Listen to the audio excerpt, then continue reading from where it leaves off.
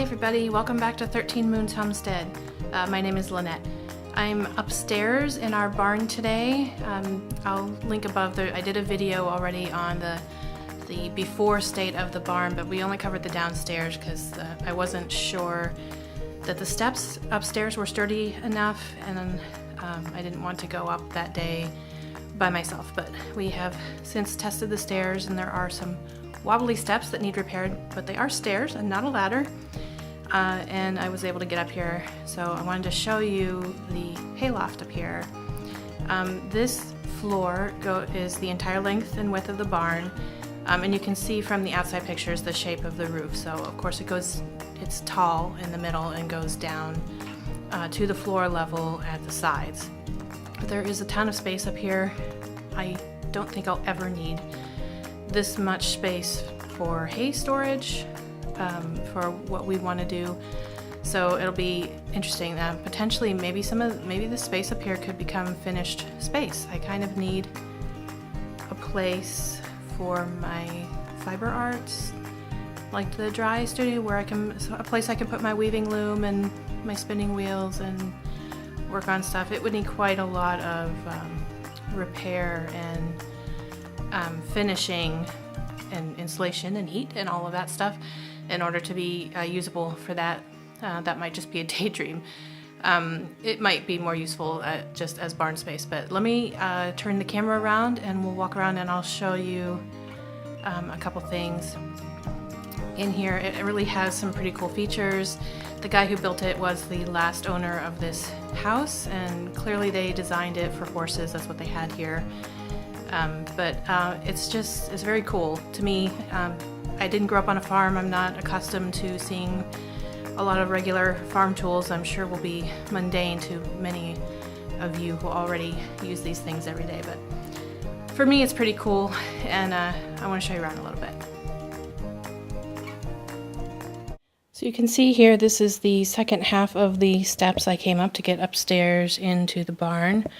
It curls around, goes down over there, and you can kind of see down that window right there is the one that's at the back of the milking area that it shows on some other videos. So when you get up here, there's an outlet there.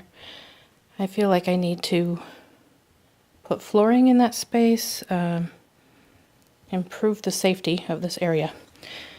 So when you get up to the top of the stairs, you're at the front of the barn that faces the driveway, and there's this sliding door here so that hay can come up a conveyor and be loaded into the hay loft.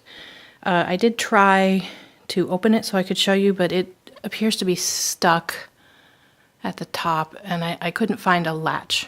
So that will have to wait for another day when I have some help. And then right here is the first trap door, so to speak, to throw hay down. This one's a rather large door, and you can see this rope here that goes up, and it's actually connected to a pulley system up here and has this great ratchet handle thing here. So I don't know if this was more about being able to bring things upstairs or throw them down, but in any case, that's what's here. There's also these really cool stars that I assume they must have put up on the barn at Christmas time that I did not know were up here. They look like they light up, maybe. I mean, maybe not anymore. We'll have to see. Scrap wood back here. This whole place seems to be kind of full of scrap wood. There's a plastic tray. Not sure what that's from. Some very cool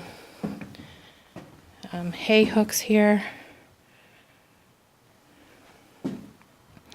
And you can see down the main aisle of the barn. All the way to the back, there does not appear to be a sliding door at the back.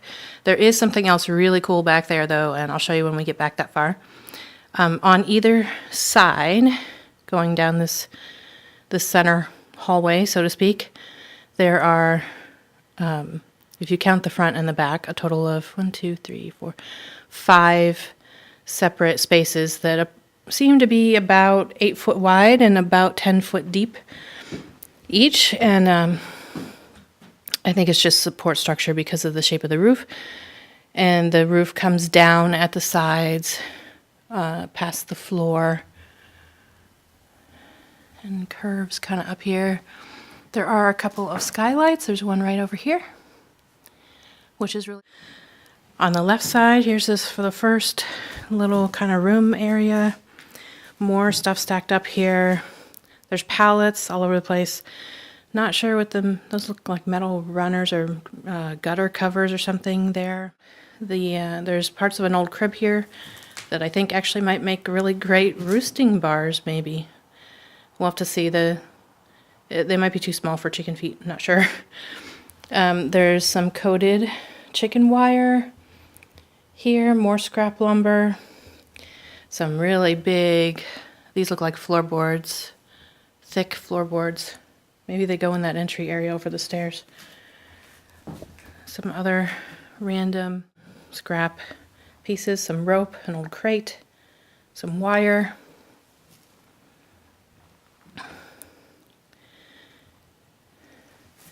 And on this side, in the first little room past the entry, more pallets. I definitely will have plenty of pallet wood for whatever animal pens or anything I want to make. Maybe I could keep some birds up here, like quail. Second little room on the left, more pallets. And on the right, I believe this stack is hay. I could be mistaken.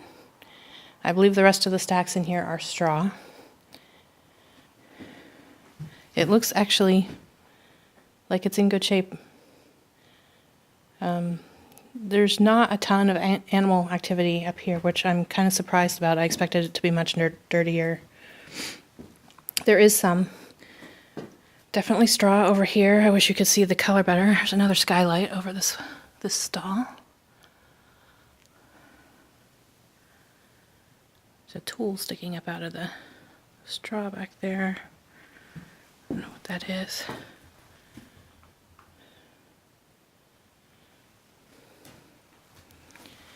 And then over on the right side more. There's some old cut off pieces of the flooring that we're actually removing from the house. It's terrible flooring. It's really bad. It's super thin, and it was supposed to be stuck down. It wasn't stuck down. It was just laid down, and there's like really no tongue and groove. It's horrible flooring. And more straw. I don't know what this stuff back here is. That looks like a small motor of some sort. That looks like an airbed.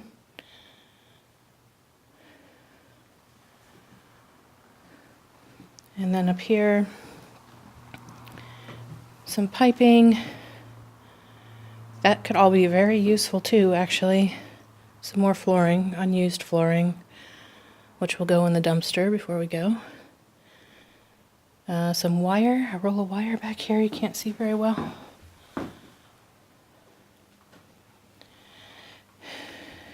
More big pallets.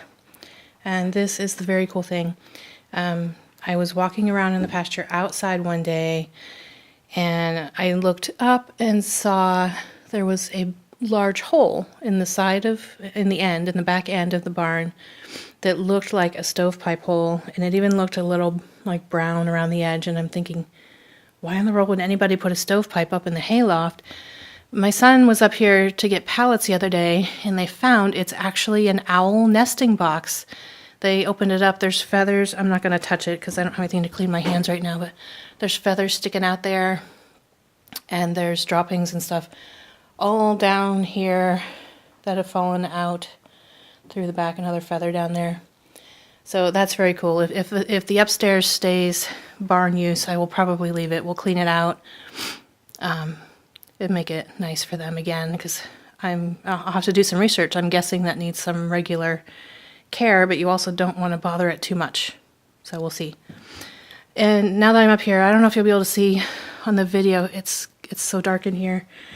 There is some molding on the roof on this side right here. It looks like it's the only place though but it looks like we do need to have some repair done.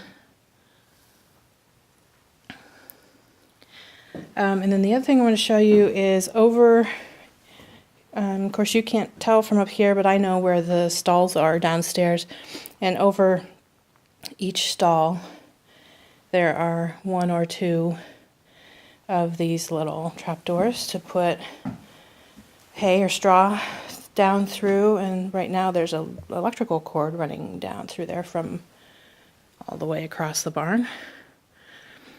So if I remember right, there's a brooder light hanging down there.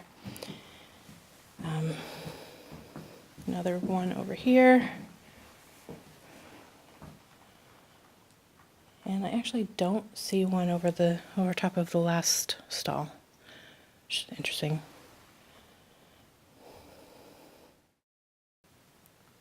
And then one last notable thing is from here, from the second floor here, there is this ladder that goes up, and there is a bit of a storage loft up there. I believe one of my sons poked his head up there. There's not very much space that actually has any kind of a floor. He said there was nothing up there. So I don't know how much, I mean, there are some beams. I don't know how much more loft, oh yeah, there could be actually more loft space if we wanted or needed it. If this was going to be finished space, that would be awesome. Storage up there, or even sleeping space. I mean, you wouldn't be able to stand up at all.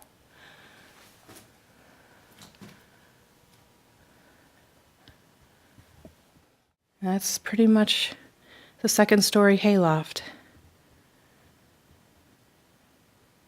So now that I've gotten up here and taken a closer look around, because I had only been up here once before, I think, I'm really excited about this space too, like all of them. Like, I have so many ideas, way more ideas than I can use. I can only use the space one way. You know, either it's finished space or it's not finished space, it's barn space or it's not barn space, so I really have some decisions to make. And of course, this barn was designed for horses, so we have to make some changes to make it right for anything that we would have. I'm really thinking hard about goats right now. I'm watching all the videos that a lot of you are putting out with your new baby goats, and they're so adorable. And I do want to have goat milk on the homestead, and I also really need something to eat back the blackberries that are covering like every bit of property I want to develop. So I'm thinking real hard about those right now. Definitely there's work to do before I can bring them home, so there's no danger of me just accidentally bringing some goats home one day and not knowing what I'm doing.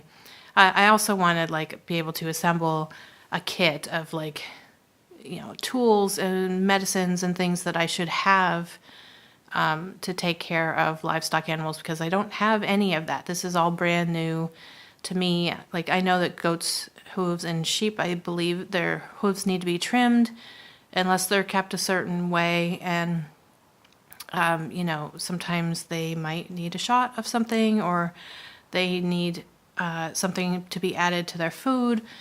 All of these things, I have much more research to do, but I would like to be able to assemble a basic kit of things that I should have, you know, in case a number of common problems come up.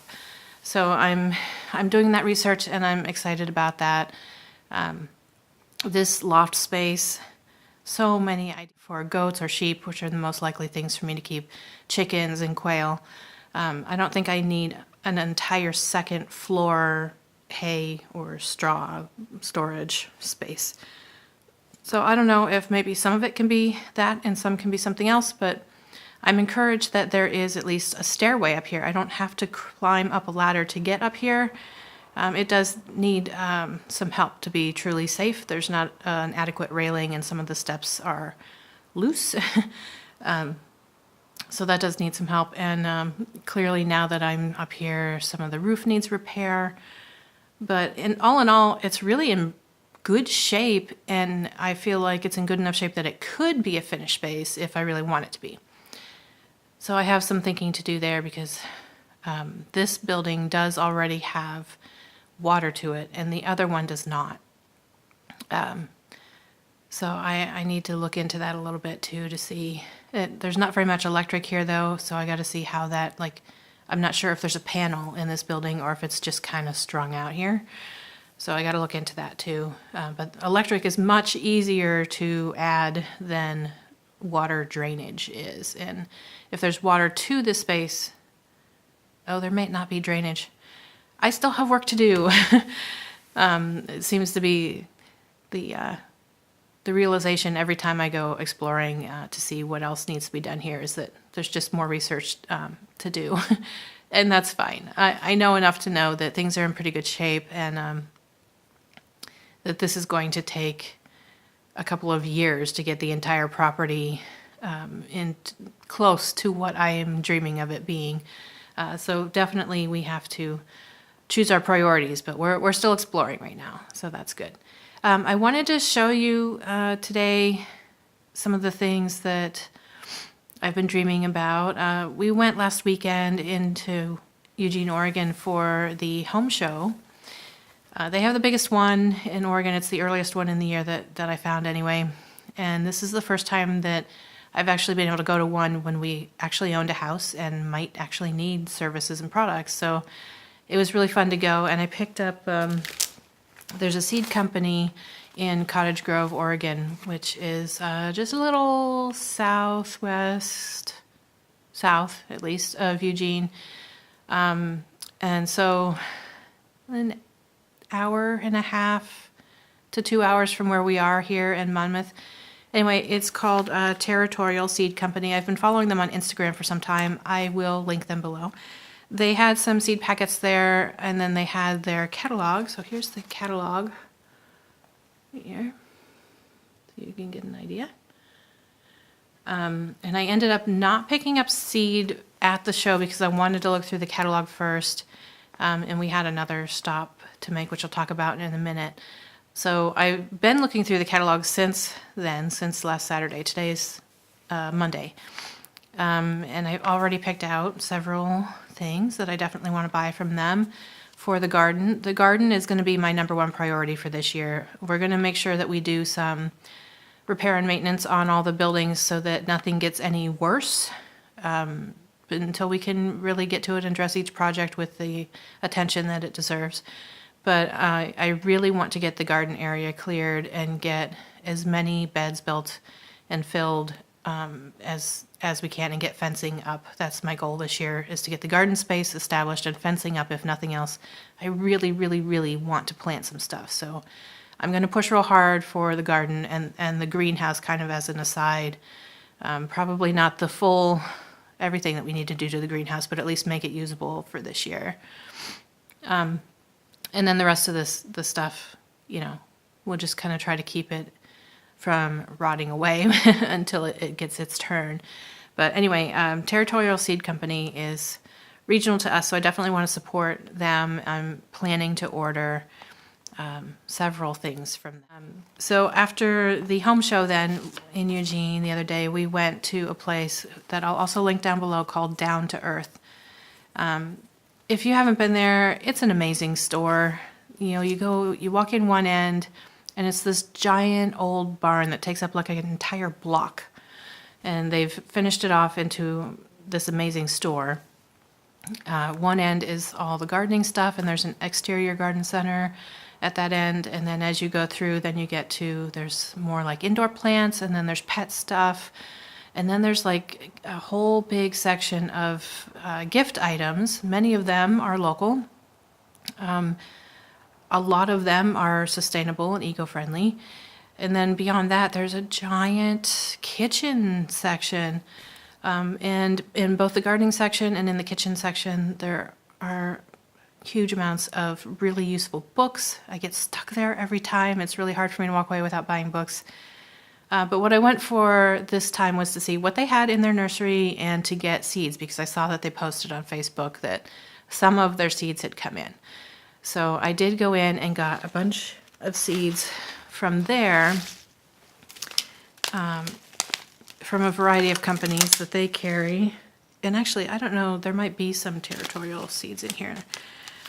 But I just picked up a bunch, and my plan for this year, because I haven't gardened in 15 years or more, and that was in New Hampshire, a completely separate coast from here. The weather was definitely different. The growing season was completely different. So it's been a long, and then my other experience with gardening was when I was a kid, and I wasn't really, I helped, I picked, I weeded, I helped to harvest, but I wasn't responsible for amending the soil or doing the tilling or any of that kind of stuff. So my experience with gardening is limited, and this is a whole new coast, and I haven't done it in a long time. So I went through and I picked up a whole bunch. I have a whole bunch here of seeds, and the guy said, "You've got quite a spread there." And I said, "Well, I'm starting from nothing. This is only a small portion of what I intend to try this year." And that's because I decided, however much space I managed to get set up for growing, I really want to try a little bit of a lot of things so that I can see how different things do in this climate, and what kind of bugs do get attracted here. Like, is this a bad area for squash bugs? I have no idea. Find out some of those things before I decide to grow giant crops of any particular thing. So I plan to try a whole bunch of different kinds of vegetables in particular to grow, and just see what works, what doesn't work, what do I like, what don't I like. And then also I like to choose things that are colorful and interesting and unusual if I can. So, whenever there was an option for something that had more than one color, we got some of that. A lot of these things say rainbow on them. Oh, this one I'm excited about. Some of these things I'll be starting in the greenhouse pretty soon here, because they're like lettuce mixes and stuff. Oh, an unusual kind of melon, stuff that you don't necessarily find in the store, or even the, oh, that one's, yeah, this was a basil trio in the store, or even at farm stands and stuff. Sometimes you do at farm stands. This one I'm excited about. It said on the seed packet stand that this was new this year. I love acorn squash, and those look really cool. I can't wait to try that. That just looks like fun. I've got scallions, a mix of sweet peppers. I've actually purchased these kind from Eugene Saturday Market, some of the farmers that do the farm market portion of that before, and I know I like these. Rainbow carrots and beets. I love beets. I'm probably the only person in my family, but I decided if I'm going to grow food, I'm going to grow what I love, and I'll cook it for me even if nobody else wants to eat it. Some small watermelons, because I don't know how much space I'm going to have for things that sprawl like melons, so being conservative and choosing small or interesting ones, or in this case both. Oh, and this is for actually inside. We have 2 new kittens that we got shortly after we moved here, and they're going on 7 months old now. And we lost our older cat shortly before Christmas, so right now we just have the 2 kittens. Once we get some of the renovations done inside, we'll be adding dogs for sure, but anyway, we got some mixed greens for the kitties. I'm hoping that will mean I can have other plants in the house that they will leave alone, but we'll see.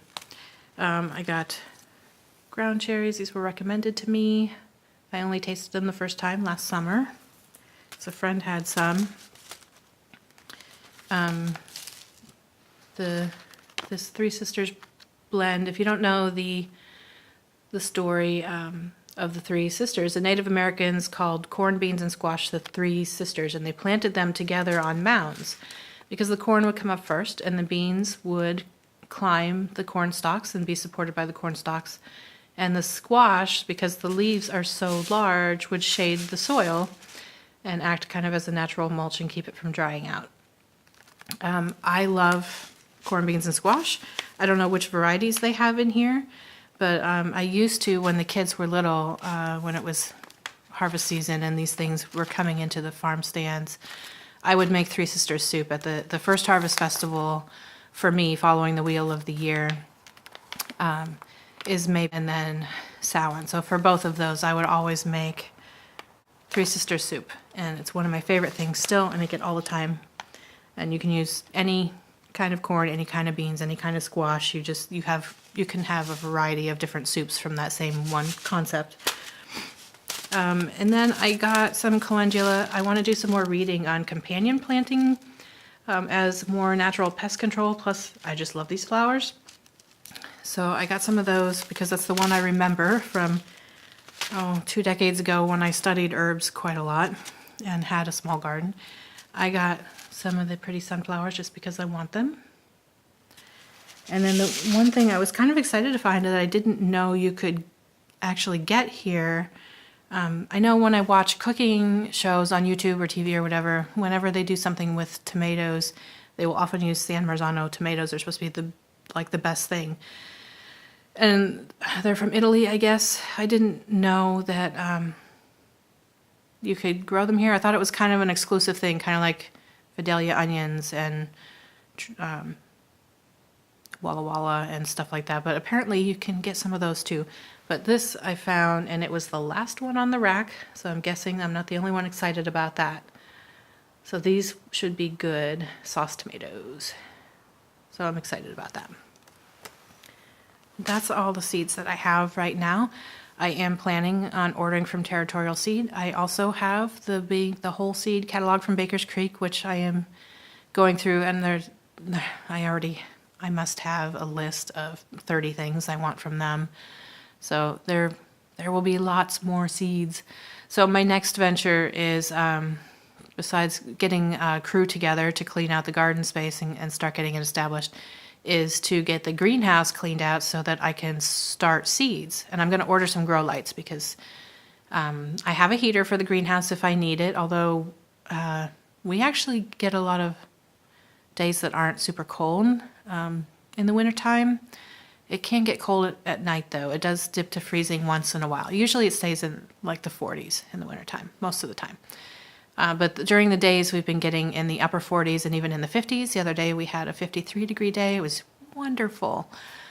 But I have a heater if I need it. But what we don't have this time of year is a lot of light. It doesn't get bright, sunshiny very often. It's often overcast, even if it's not actually raining.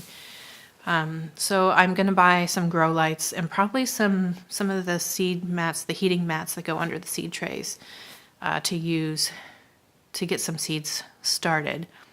So now starts the garden space planning and learning which seeds to start when, and getting set up and ready and start doing that, because before I know it, it's going to be February and I probably should have already started some things. I will probably start with salad greens because I know I can grow them in the greenhouse anyway. I don't even have to think about putting them in the garden, so I will probably start with that just to start with something.